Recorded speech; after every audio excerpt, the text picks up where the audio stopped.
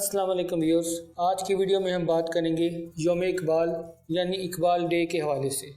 Video میں آگے بڑھنے سے پہلے ہمارے چینل کو سبسکرائب کرنا اور بیل آئیکن کے بٹن کو پریس کرنا نہ بھولیں۔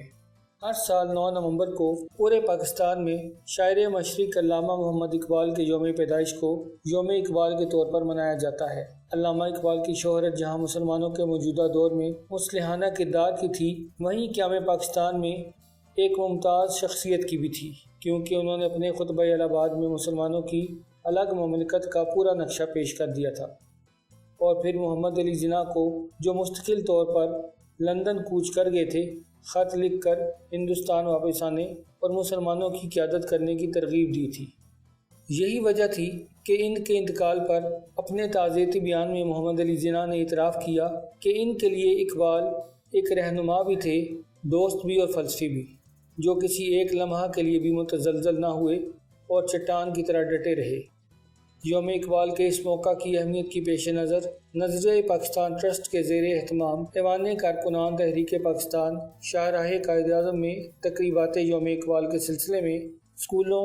کالجوں اور یونیورسٹیوں کے طلباء و طالبات کے مابین انعامی مقابلے مصوری بعنوان علامہ محمد اقبال اور علم کی شمع، علامہ محمد اقبال اور شاہین منعقد کیے جاتے ہیں۔ اسی طرح دیگر مقابلے اور مشاعرے ملک کے دیگر حصوں میں کئی دیگر تنظیموں، اسکولوں، کالجوں اور یونیورسٹیوں کی جانب سے بھی منعقد کیے جاتے ہیں۔ ویورز، اس دن علامہ اقبال کو یاد کیا جاتا ہے اور ان کی خدمات کو خراج عقیدت پیش کیا جاتا ہے۔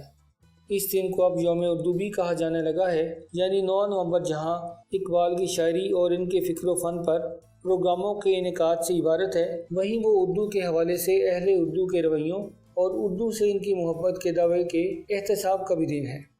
اس دن جہاں ہم اقبال کے ساتھ ساتھ اردو کے تعلق سے بھی گفتگو کرتے ہیں، وہیں ہمیں یہ جاننے اور پرکھنے کا موقع بھی ملتا ہے کہ ہم جو اردو سے محبت کے دعوے دار ہیں، اردو سے کتنی محبت کرتے ہیں اور ہمارے دعوے میں کتنی صداقت ہے۔ 9 نومبر علامہ اقبال سے ہماری محبت کا منہ بولتا ثبوت ہے۔ آج کی ویڈیو میں یوم اقبال کے حوالے سے اتنا ہی۔ جانے سے پہلے ہمارے چینل کو سبسکرائب کرنا اور بیل آئیکن کے بٹن کو پریس کرنا نہ بھولیں۔